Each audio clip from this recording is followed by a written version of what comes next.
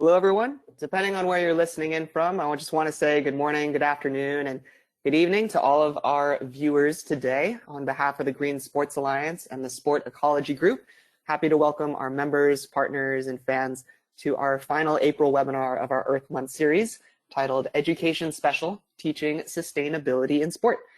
Thanks everyone for joining us today. I'm Garrett Wong, the Member Services Manager here with the Green Sports Alliance, just giving a quick overview for everyone before we dive into today's webinar. We've got our project coordinator, Jessica Crawford, on the team, posting live through our socials during today's discussion. And closed captioning is being brought to you by LNS Captioning. Thank you for your services as partners of the Green Sports Alliance. Now I'll do my best to be brief as we have a few housekeeping items and updates here before I hand this conversation over to Walker. So for those looking to access today's webinar or any of the previous webinars from our Earth Month series, they're going to be open, and of course for the past ones are already open to the public for future viewing. Feel free to contact us at info@greensportsalliance.org for more information. And for the Green Sports Alliance members on the call, you can contact us also at info@greensportsalliance.org to access any of the other webinars that we have in our archives as members of the Green Sports Alliance. And the health and well-being of our members, partners, and colleagues within our network is of the utmost importance to us, and especially as we navigate this situation at hand. We have been forced to reschedule our 2020 GSA Summit. More information will be available soon for our members. Feel free to reach out to myself, Garrett at greensportsalliance.org, or to Kristen Hansor on our team with any questions that you may have about the event and any changes forthcoming. As I mentioned, this webinar will close out our Earth Month series in partnership with the Sport Ecology Group. A huge thank you to the SEG team for making this series come to fruition, and for all of you for tuning in. On Wednesday, we'll launch the Digital Resource Fair with 50 digital resources curated around sport and sustainability. Stay tuned for more information on that as it goes live on Earth Day here on April 22nd. As a reminder, there's going to be time for Q&A with our panelists towards the end of the webinar. We encourage each and every one of you to type in your questions into the chat box at any point during the webinar, and we'll do our best to kind of cover all the topics and questions submitted for our speakers. Without further ado, I'd like to introduce today's moderator, Walker Ross. Dr. Walker J. Ross is an assistant professor of sport business management in the Barney Barnett School of Business and Free Enterprise at Florida Southern College.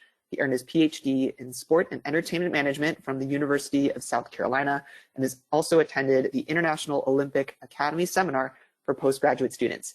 Dr. Ross's main research interests are focused on environmental sustainability and public assembly venue management, as well as the Olympic Games. He approaches research from a management and organizational theory perspective, and we are honored to have Walker as our moderator here today for the webinar. Walker, I will pass it off over to you. Thank you so much for that really kind introduction. I appreciate everybody being here with us today from wherever you're coming from in the world. I hope you're all safe, happy, and healthy.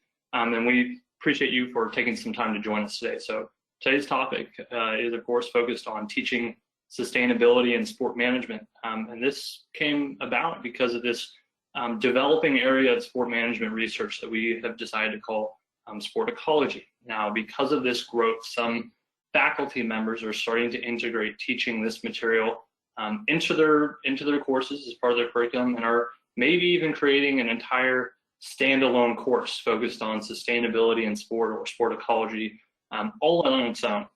And because of that, today the Green Sport Alliance and Sport Ecology Group brought together this wonderful panel of experts to discuss this topic with you all today. So I'm going to give a quick introduction to each of our panel members. We have Dr. Jonathan Casper, an associate professor in the Department of Parks, Recreation, and Tourism Management at North Carolina State University, who is an SEG member. We have Dr. Sylvia Trendafilova, an associate professor of sport management in the Department of Kinesiology, Recreation, and Sports Studies at the University of Tennessee at Knoxville, who is also an SEG member. And we have Dr. Brian Mccullen, an associate professor of management in the Albers School of Business and Economics at Seattle University, who will soon be moving to Texas A&M in College Station. He is the co-director of the Sport Ecology Group. Next slide, please. Now to start things off today, I just want to give a quick introduction to what the Sport Ecology Group is. Next slide. We are a group of academics working in this field of sport ecology, trying to grow the research and the knowledge available, but also we're trying to build bridges between what we have as experts in the field and creating this high quality research and people actively working in the industry, either who are trying to integrate sustainability into their operations or who are trying to lead the charge towards more sustainable sports.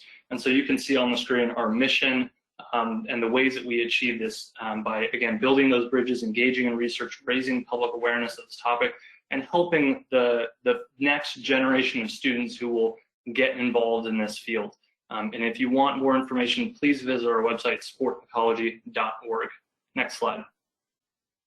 Now, the problems that we are seeing is that the climate is changing, and there is no doubt about that. But we know that scientific communication on this topic is lacking right now, especially because there's a lot of misinformation out there on the validity of climate change and on how sport impacts the environment and how the environment impacts sport. And we believe that there's not enough connection between what we are doing as scholars with the scientific data that we have, with the findings that we're uncovering, and getting that information to people who are actively working in the industry. Additionally, we believe that the sports sector has this incredible platform to lead social change, and this is a topic where it has yet to really take full advantage of this. And so we appreciate the efforts of the Green Sport Alliance and everyone else working in this industry to try and push this forward. Next slide, please. The way in which we're trying to address these problems is, again, by being at the forefront of research. Every member of the Sport Ecology Group right now brings some unique expertise to the group, and we have a very diverse group of scholars. People focused on marketing, people focused on communications, people focused on consumer behavior, management, organizational behavior, facilities, events, policy, big events, small events, community events, everything in between, you name it. We cover the whole spectrum of research. We also have a lot of materials on our website available to those of you that are looking to integrate teaching sustainability into your courses, especially if you are uncertain about your background or you're a little unfamiliar with sustainability right now. We have materials on our website to try and make that an easier transition for you all. With regard to being an industry liaison, we've taken our research and some of the most prominent papers in this discipline right now and made them available on our website. And we've created a Reader's Digest version of those papers. So if you are in the industry and you are looking to get the most state-of-the-art cutting-edge research on this topic, we are trying to make that available to you all because we know that it's not easy to get access to the journals and the knowledge and the resources that we have. And all of that is done with just enhancing public education on the topic. Next slide.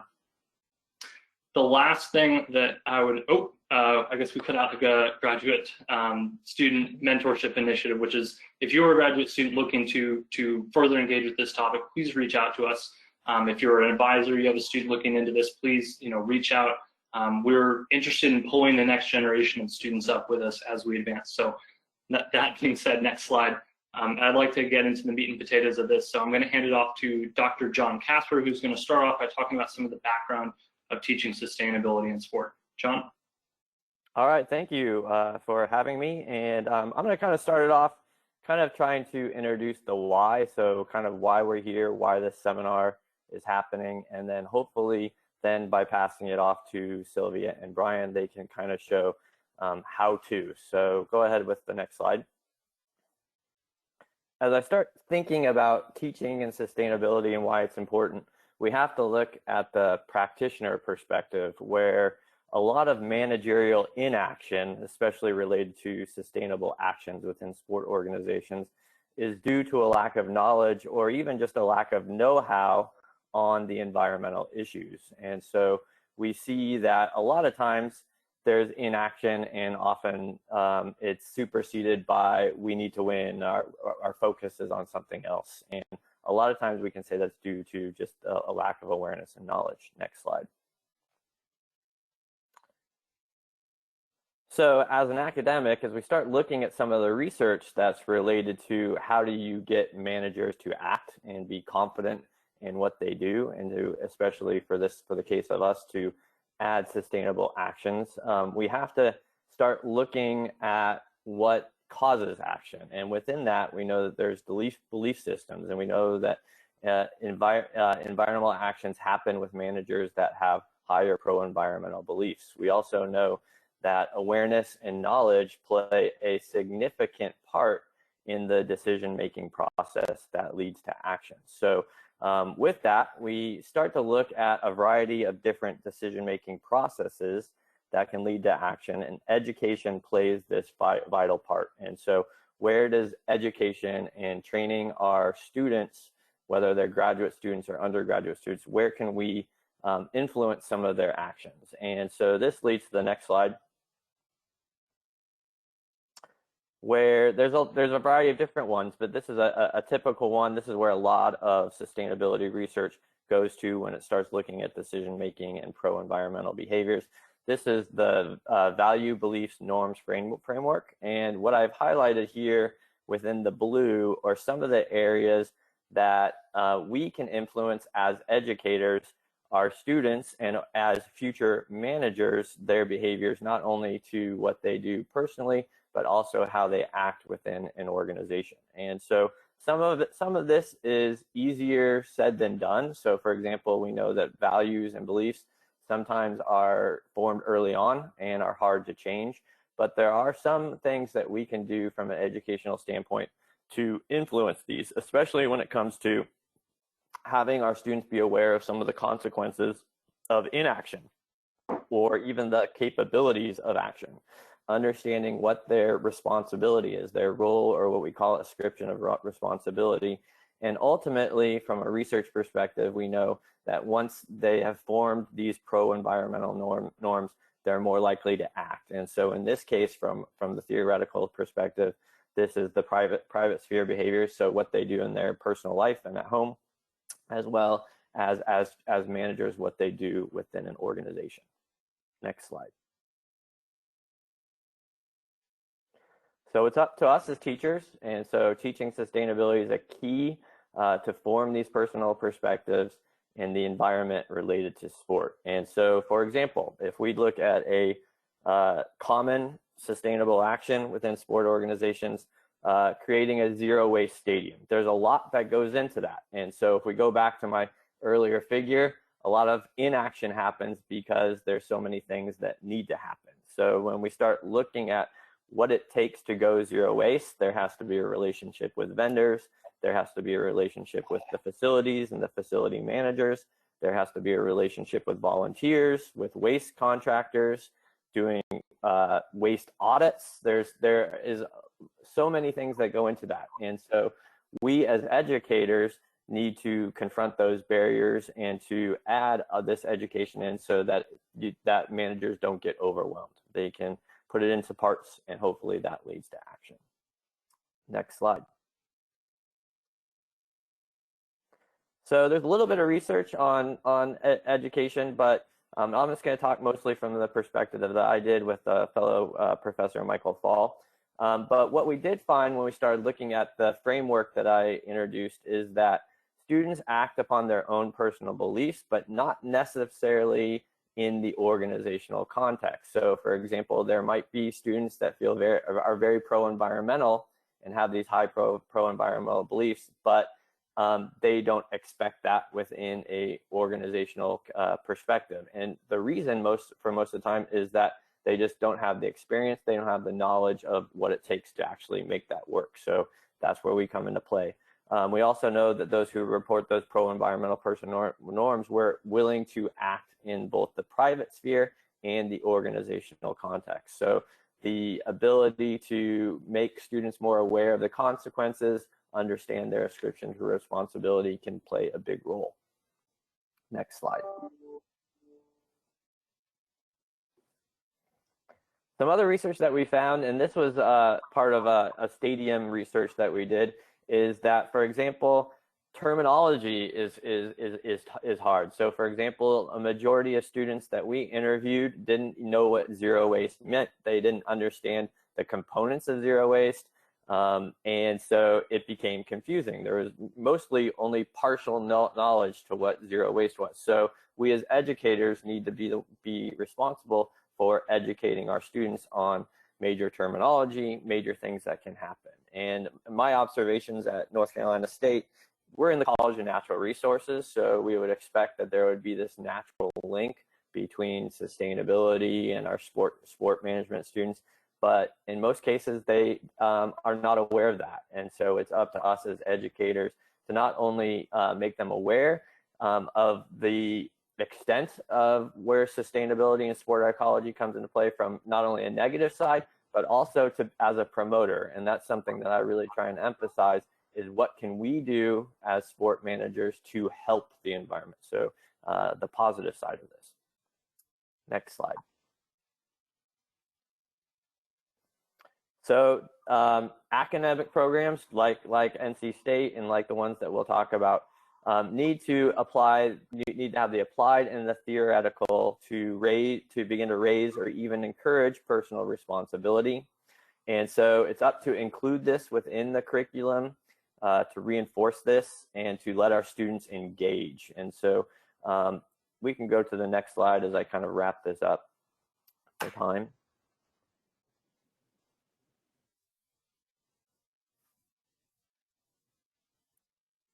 Go ahead and switch to the next slide. Thank you. So as we start thinking about what we can do from an educator, it's up to us, and what we can play a critical role in is encouraging our students to be environmental leaders, to think strategically, and hopefully to act responsibly. And the biggest question that comes, and this is where Sylvia and Brian will help with this, is where do we incorporate sport ecology? Where does it go? Is it a standalone class? How do we incorporate that into the curriculum? And so that's something that's been raised with us here at NC State, and hopefully our next panelists can shed a little light on that. So thank you for letting me speak. Thank you, John. So we're going to now move in our next slide, please, to Dr. Trendafilova, who will share some practical lessons learned from teaching this very topic at Tennessee. Okay, thank you so much for giving me the opportunity to be a part of this event. So I will ask to go to the next slide, please. So how did it start? The whole sustainability teaching and developing ultimately a standalone class. It started with my personal journey, completing my PhD in sport and sustainability 12 years ago at the University of Texas at Austin, and then moving to the other UT, which I call the real UT at Tennessee here in Knoxville as a junior faculty. And of course, as most of you are aware, as a junior faculty, there is not much choice of what you can teach. My dream was to develop and design a standalone sustainability in sport class. However, that was not possible at the time. So what I was determined to do is, despite the challenges with that, to still educate as much as I could the students on those topics. Luckily, at the time, I was given the opportunity to teach a class called Current Trends and Issues, and I developed a separate module section within the class focusing on environmental sustainability in the sport industry. At the same time, I was very proactive talking to my colleagues, and I was invited multiple times and more like on a regular base to classes such as facility management, event management, and ethics in sport as a guest speaker, and just cover topics related to sustainability within the context of facility management, event management, and ethics in sport. Next slide, please. So luckily, 3 years ago, when I was promoted to tenure and associate professor, and we had a few more resources at University of Tennessee, I was able to design and develop a standalone class, and the title is Environmental Sustainability in Sport. I was lucky to have as a friend and colleague the famous Dr. Michael Fall, who was very generous to provide his time and expertise in the design and development of this class. This has been, however, a work in progress, 3 years since we started offering the class. It is offered only at the graduate level for our master students. Every year and every semester the class is offered. I modify the class based on the experience from the previous semester. And again, as I said, it is a work in progress and still to be developed even more. One of the main goals of this work in progress is to ensure that we do connect theory with practice, because as John mentioned earlier, this is very important for the success of our mission. Next slide, please. So from here on, I'm gonna refer to the class as the RSM 554 instead of saying environmental sustainability in sport for the sake of time. So here a few of the objectives. The main objective of the class is to provide a holistic examination of the relationships between sport organizations' operations and the environment, along with addressing some key issues related to sustainability in different contexts, such as the Olympics, professional sport, collegiate sport, recreational activities, sport tourism, and so on. Another objective of the class is also to encourage students to think about their personal perspective of the intercept between sport and the environment, and also to hopefully modify their individual behaviors and decrease the impact on the environment. And lastly, objective of the class is to provide opportunities for some field work, data collection, and analysis that the students could be exposed to. Next slide, please. So here's some of the resources that I am utilizing for this class. I'll be more than happy to answer questions later for more details. The textbook for the class is the one that you see, Sport Management and the Natural Environment. Luckily enough, we do have one of the editors today. And if there are more questions about the content and more details about the book, I'm sure he'll be happy to answer. I strongly encourage everyone who is interested in sport and sustainability to have this book. Again, this is the only one in existence, and it's a really great reading material for our students. In addition to that, I do utilize in the class various peer-reviewed journals and articles on the topic. Again, we're lucky that the number of articles on this topic has slowly but steadily increased over the years. And the Sport Ecology group, it has been so generous to actually provide teaching resources and have some of those articles accessible for free at no charge to anyone who is interested. Next slide, please.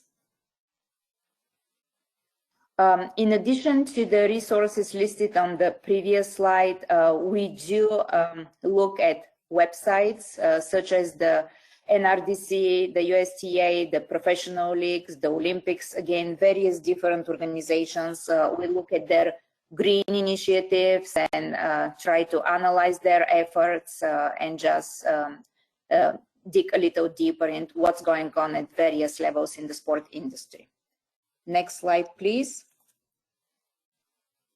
I'm also very blessed to have a great group of colleagues and friends, both locally and internationally, who are actually regularly visiting the class as guest speakers and share their expertise and passion about sport and sustainability, such as Dr. Madeleine Orr, Dr. Brian Mccullen, Dr. Timothy Kellison, and Dr. Sheila Gwen, who is the executive of the Sports Environment Alliance all the way down in Australia.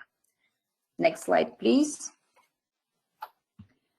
Lastly, as far as resources and related to the class objective to provide some hands-on experience for the students, I teach them how to conduct some ecological assessments, such as soil compaction and soil erosion. And those are two markers that are often associated with ecological degradation. And luckily enough, I do have the equipment for them to be able to do so.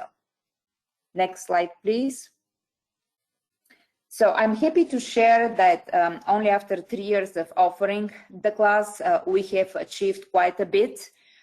First of all, students are really paying close attention to their individual behaviors and habits, and they're modifying them with the purpose of decreasing the ecological footprint. We also have students realizing that in order to succeed, we need to obtain collective action, and this is often difficult to grasp that philosophy due to the mentality that individual actions will not make a big difference. But when efforts are viewed through the lens of collective action, the outcome looks much more promising. We have also established, we're lucky enough to have a sustainability office at the University of Tennessee, and we have established a really good relationship with the office.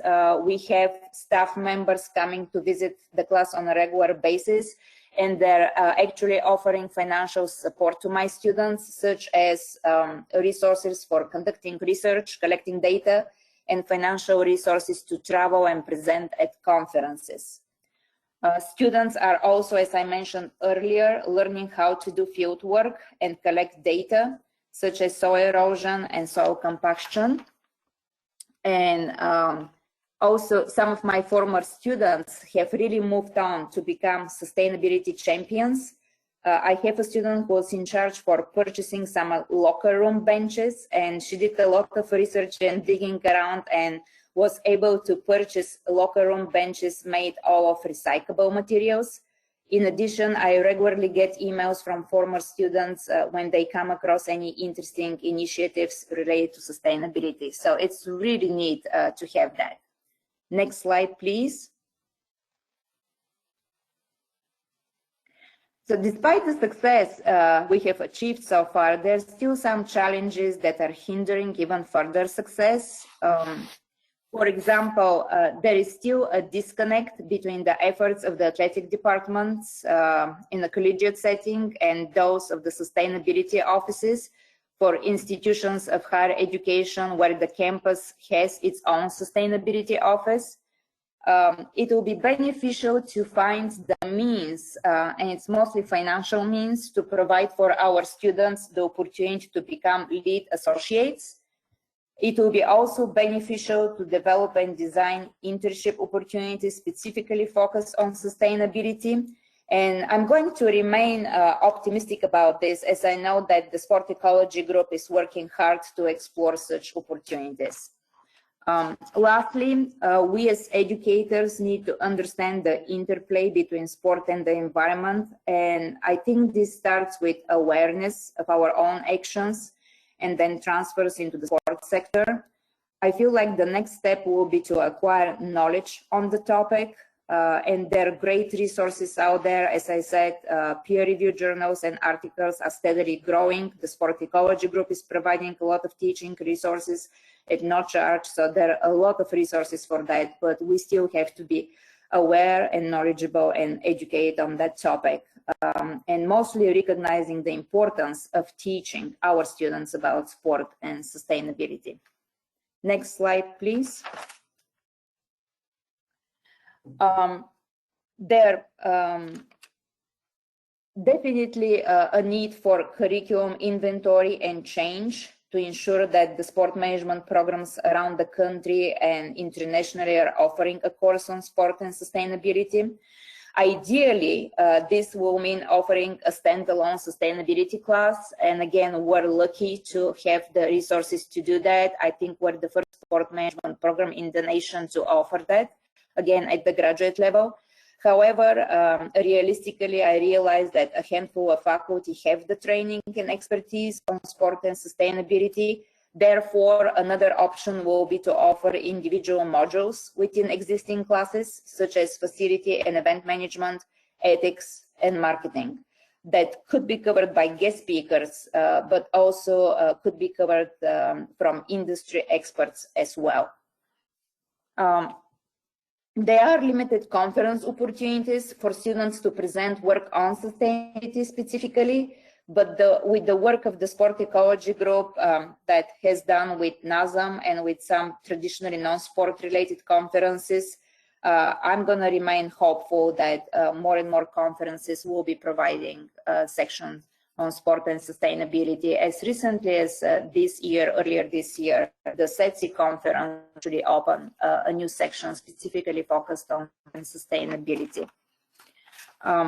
There is also critically to encourage and establish a collaboration between scholars and the industry, which in turn will benefit both sides. Industry leaders can share data collected by their organizations and ask scholars for interpretation and suggestions on how to improve, in addition to offering internship opportunities to our students.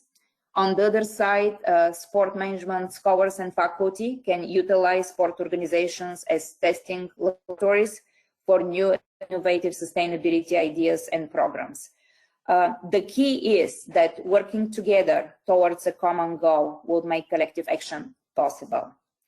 Thank you so much for your time, and I will now pass the torch to Dr. Mccullen. Yes, thank you, Sylvia. We're going to bring up Dr. Brian Mccullen now to offer some perspectives on the next slide, please. Some perspectives on sport and sustainability leadership education. Brian? Thank you, Walker, and thank you for everybody for attending today, and hopefully you're all safe and sane in your houses with your shelter in place. But so this is kind of building off of what John and Sylvia really focused on and kind of going into the sports sustainability certificate that we had here that brought me from Bowling Green State to Seattle University. And so you can go to the next slide. So our main objective here was to prepare students for what the sport industry will be, more so than what it is right now. And of course, we wanted to prepare them for immediate jobs, but also what their future jobs were going to hold. And so we thought that this would be a very competitive advantage for our program to offer a certificate in this space, which it no longer does. And there's a variety of reasons for that. Maybe we can get into that a little bit later. But ultimately, Galen Trail had the vision of incorporating the certificate program into the Seattle University Sport Business Leadership Program. Because of our location in the Pacific Northwest, the dedication of the various sport organizations in this area to preserving the natural environment through their actions, but also as a way to engage those organizations and advance what they're doing and prepare our students for that. So our objective was more long-term of seeing where the sport industry is going and where it should go, and forming our students to have that confidence. As John indicated, there is that personal value that students have with protecting the natural environment and empowering them with the knowledge base to incorporate this into sport organizations. And so we had students that were either having an environmental science, environmental studies background, or sport management business background that came into the program and didn't have this, the knowledge to connect those two aspects together and incorporate and make that business case internally to advance those initiatives within the sport industry. So the next slide. Our program and series of classes that we had 5 classes, and that was inclusive of a capstone class for an exclusively online certificate program. And the content of that classes will be kind of rolled out and used through the Sport Ecology website, and then also with my future position at Texas A&M. But we really focused on the one organization. Each student would focus on a sport organization, work with a sport organization throughout their 5 classes that spanned about 9 months, 10 months. And so that we would focus on these different certifications, ISO, Global Reporting Initiative, and then also LEAD. And our students, to complete their capstone class, needed to complete the Green Associate certification exam, which are all of our curricula leading up to that point would prepare them to take that test and not necessarily need the prep materials, but they still would use those prep materials to study for the test. But these served as the foundation of, increasing the awareness of what certifications there are outside of the sport industry. There's the Council for Responsible Sport as well. That I'm sorry, Shelley, I didn't include that here. So I apologize to Shelley and everyone, Council for Responsible Sport. But these three and the Council for Responsible Sport served as that foundation throughout the different classes. And we had an introductory class that there wasn't at the time a textbook that was specifically written for a graduate level class in this area, kind of as a kind of survey class. And so that textbook is kind of being translated now with Rutledge, and that'll be rolled out here at the end of the year, and would be made available obviously for people to buy and use for their classes.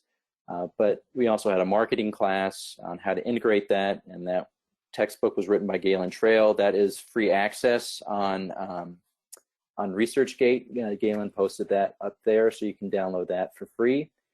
We also had a policy and economics class combined together on how do we leverage financing and public policy and be aware of that for what our organization can do to be more proactive. And then we had a facility and event management class that specifically focused on integrating environmental sustainability aspects into it. So next slide. And so, now kind of that the certificate isn't necessarily around, as you can see the different classes that we had. So our methods, really sought to teach students to work within those parameters for the different certifications, but also with the organizations as well, to promote change from within the organizations, for organization. And so working with an organization throughout the certificate program, students really learned other management skills, leadership skills that were necessary to advance this issues. And so actually Sylvia's one of her doctoral students now, Jamie Felcher, she worked with the athletic department at Western Carolina and really worked with them to advance that. Another student worked with Special Olympics and others with some great sport organizations that were really advancing their environmental initiatives. But it was really important to use this experiential hands-on learning to engage students in these current practices, to kind of really see where they can kind of fit in, whether it was starting from scratch or advancing some really sophisticated programs and having them reach their maximum potential. So next slide. And so two examples of two students that we had. One student, he ended up being a volunteer for the Special Olympics USA Games that was here in Seattle in 2018. And he oversaw the day-to-day aspects of integrating environmental sustainability into the planning and execution of the games. And so his projects focused on this, and he got an invaluable amount of experience from that standpoint. And then another student, he had some great connections with LAFC, the newly expanded team down there, MLS team in Los Angeles. And he worked with them to really create the benchmarks and the foundation for their environmental sustainability programs. And so some of the aspects that he recommended were integrated as the team launched. And so it was a great experience for him to really work with that team from the ground up and creating those pillars from which the teams could launch from. Next slide, please. And so life after the certificate, like I said, we were able to maintain the introductory class here at Seattle University. Then other concepts that were from the other courses were sprinkled across courses in our curriculum now that we've moved into the business school. And so, to kind of teach more classes in the space, just because obviously it's a personal research passion and teaching passion of mine, I was able to propose a university core class that was approved based on the concept of sport ecology.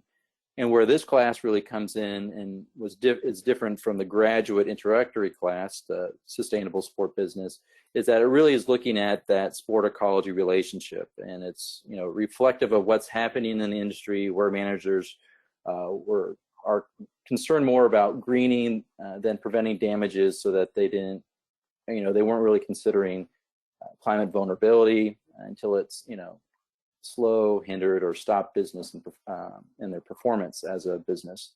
And so this university core class combined different aspects of how do we promote a social justice issue, being a Jesuit institution at Seattle University. That was one of the prongs that we were fulfilling with this university core class. and how we use sport as a platform, an effective platform that we can actually measure the impactful change that we're having within our local communities. And so that class got approved, and I will not be teaching it because I'll be pivoting to a different, to A&M next year. But this is some of the materials that the Sport Ecology group that we want to make accessible to anybody on our website on really how to create a sport ecology class, a standalone course, how to sprinkle that into your other courses, but more importantly, how can you propose a class that might fulfill university general ed requirements by cross-listing it. And so the materials from the certificate and the course approval process will be made available on the Sport Ecology website. And so there are some new possibilities within my new institution, but hopefully you'll be able to incorporate that into your respective institution as well. So next slide. And so additional plans here. So let the Sport Ecology group help you. Let us help you. So you need to let us know what you might need and empower you to launch these classes. So you can reach out directly to us, research.sport@sportecology.com. We also will soon post on our site verbiage for course proposals, syllabi with reading lists. We already have a reading list available through a partnership with Rutledge. They've made certain book chapters and research articles free access for the year, and we'll be introducing new articles every year during the summer as you prep for your classes. And Madeline Orr, the other co-director of this and founder of the Sport Ecology group, and I will have our teaching and learning fair presentation on these types of materials for the NASM Teaching and Learning Fair. So if you're attending virtually that conference, check out those materials, and we'll make them, again, available on our Sport Ecology website. And that's all I have. Thank you. All right, thank you, everyone. I apologize if you hear feedback from me. I'm in the middle of the downpour right now, but we do have some time for questions. So if you have them, please pop them into the question box, and I'll try to get those asked. And I'm just going to go as they come in. So this is open to everyone on the panel. This individual works with Woodward, a global youth sports branch. They're reaching out to thousands of young athletes. And what they want to know is, what is the #1 initiative we can do to instill a sustainable mindset in our young up-and-comers to lay a foundation for future substantial impact?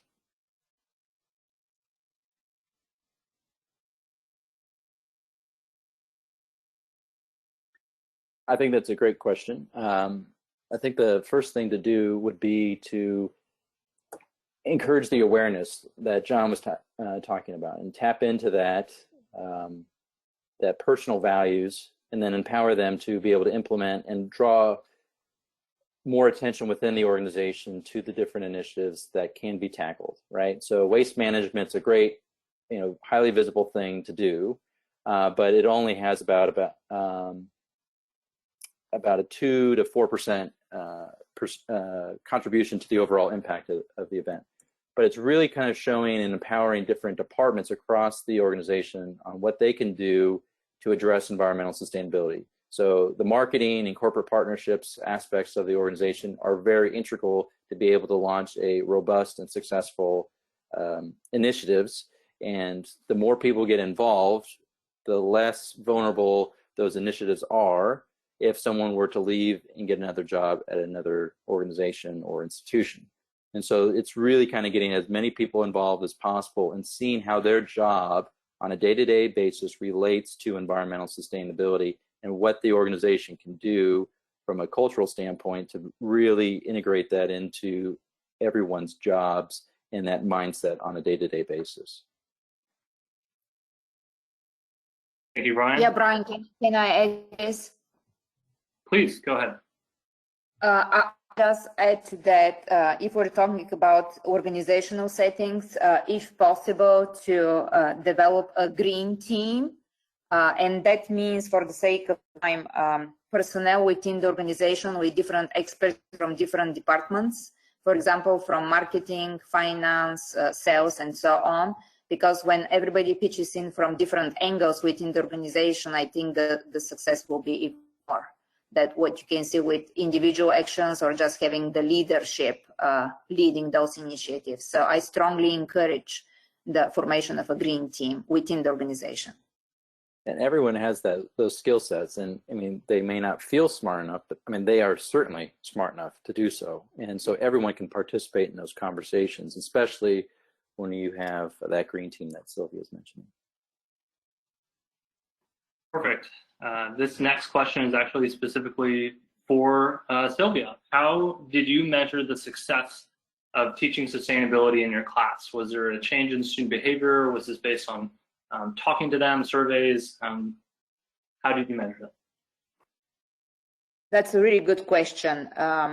I cannot claim full success, as I mentioned earlier, so we are claiming small steps of success, but so far the measurements, I mean, besides the obvious, which is the grade, and I don't think this as a measurement of how much they know, how much they will gain. For example, one of the assignments they have a personal behavior of their choice that they need to change over the semester. At the beginning of the semester, everybody shares the goal, there's no goal of what they're currently doing that better to preserve resources. And at the end of the semester, we do talk about that. Some of them are quantifiable, those that they said. So we have a direct measure of how much they have succeeded or not. So that's one way of measuring. The second is the fact that they're doing field work right now. That was kind of like more theoretical at the beginning, but now they're getting on the field doing measurements, analyzing data, and they're really doing a great work. So that's another measure metrics of how well they're doing. And thirdly, I mentioned earlier, students who are graduating, they're really moving on to be sustainability champions with specific examples and things they're doing within the organization they're currently working. So far, those are the ways of measuring success. Great. And for this next question, this is again open to anybody on the panel, but how do you differentiate teaching graduate students versus undergraduate students? And this person is specifically focused on the undergraduate side of things, I believe.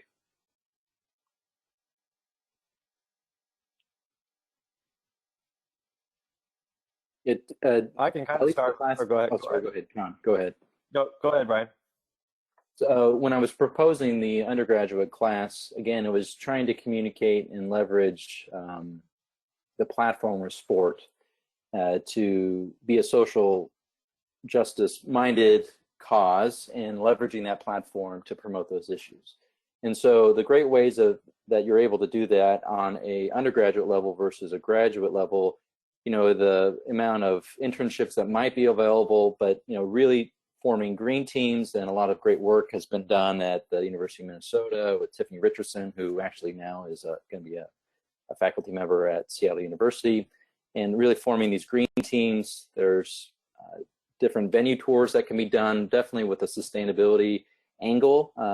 So at T-Mobile Park now, where the Mariners play in Seattle, they can discuss and talk about the stadium lighting that is LED and how that was incorporated, the cost savings that are there, reducing the environmental footprint, the energy consumption, and discuss the fan engagement aspects of it.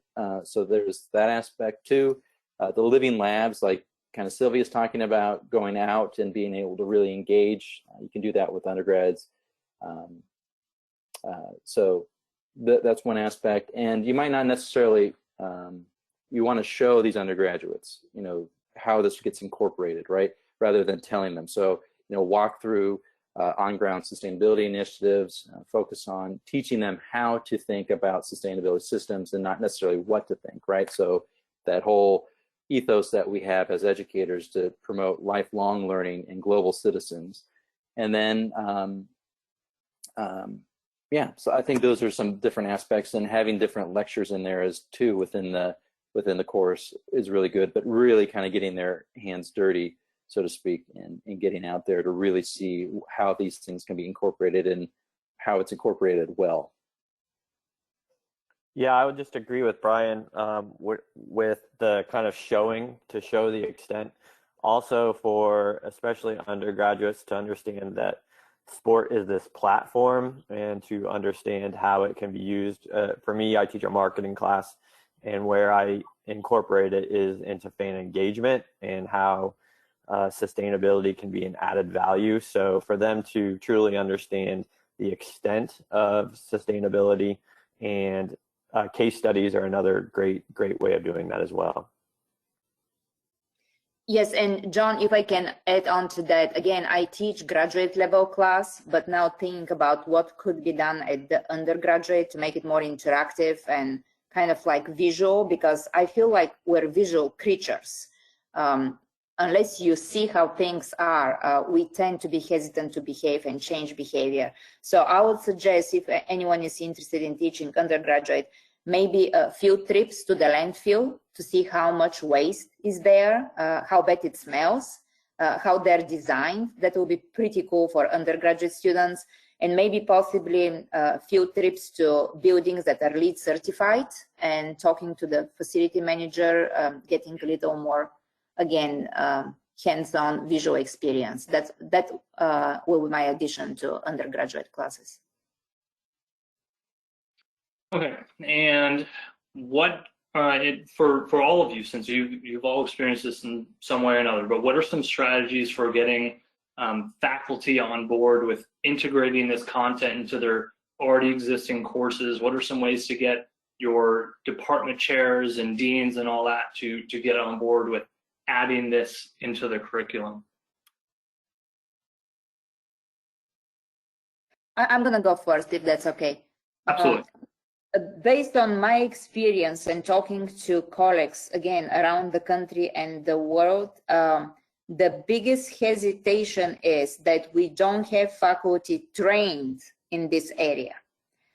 That makes it difficult, again, to have a standalone class, whether at the undergraduate or graduate level. However, this is changing. Again, we have the sport ecology group, we have other resources. As I mentioned earlier, you can have a tiny module within the class and have guest speakers and have industry experts coming and talking. So it's not going to happen overnight, but I think the nervousness, faculty being nervous of not knowing and not sure how to implement that, can start with small steps like this. As far as the leadership, we are lucky at Tennessee that we have a department head and a dean who believes in sustainability and our mission. So we have big support, and the class has been really well received. So that's my 2 cents on that. Thank you. Brian or John, do you have anything you'd like to add?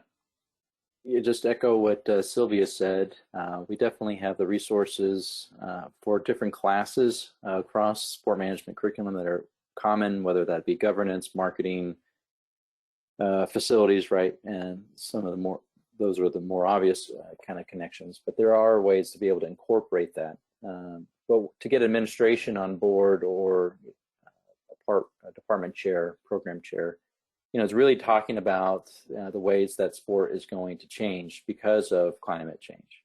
And that might, regardless of where you believe the cause of climate change is occurring, there is obviously an overabundance of hard science that's demonstrating that that's going to change. And so to respond as a sport industry, we need to, or as an industry, we need to prepare our students so that they can be competitive in their future jobs as well. And so talking about those aspects of how our business might change, and maybe how some sports might benefit from the change in climate. But those conversations need to be had. And you can even volunteer if you are comfortable with different topics, is to have guest speaking of your current faculty come into other classes. But I can attest to teaching at the graduate level and having these classes across the board, that sport practitioners that are involved in this space are champions, and they will definitely do a guest lecture. And as we are learning now in our new quote unquote norm of teaching during the the shelter-in-place mandates, that it's really easy to incorporate a Zoom meeting and have a guest speaker come in that way. And so that's a great way also to expose students and show them what to do rather than just simply telling them. Yeah, the only thing I'll add, and I think it's kind of been touched on by both Brian and Sylvia, is getting department heads on board, also understanding a way to communicate the value of sustainability or sport ecology. I know adding classes sometimes isn't an option. So how can it be incorporated within existing classwork? Some of that is going to be a challenge, and so having someone that can champion that, take a lead, use the resources that we have, especially with the sport ecology group. Those are some possible solutions. Thank you all, and I think we might have time to squeeze in one more question here. Let me see, I lost track of the question that I was going to ask. How do you make this topic relatable to the current generation that's going through their undergraduate experience or their graduate experience, in your opinions? I'll start a little bit, but one thing is that I don't think that's a challenge for the current students that we have. I think that, and our sustainability department actually has done research on that a big reason that students come to a university can be because of some of the sustainability actions that are happening. So I think it's even more of a challenge for getting the professors and some of the old guard to understand the importance of it. I think the students are the ones that are telling us, hey, let's get on board with what's happening. And so I think more of a challenge is the academic side and the professor side more than even the student side. I Yeah, agree. John, I'm gonna.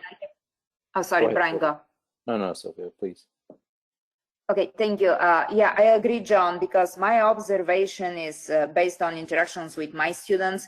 They were so excited to actually having their own organization on campus leading sustainability. Again, Tennessee doesn't have student-led organization. So I don't think the issue is how do we relate this topic and get students excited about that. They are. Yes, Brian, go ahead. Yeah, and young people get it, and that's kind of the common theme across all three of our responses. And it's not a challenge to get them to get engaged. And in some ways, I have found it, despite my research being in this space, that I learn a lot also from the students because they're obviously consuming this in their everyday lives across all aspects. And then once they are able to kind of plug this into sport, they can come up with different examples and bring them to my attention that I wasn't aware of.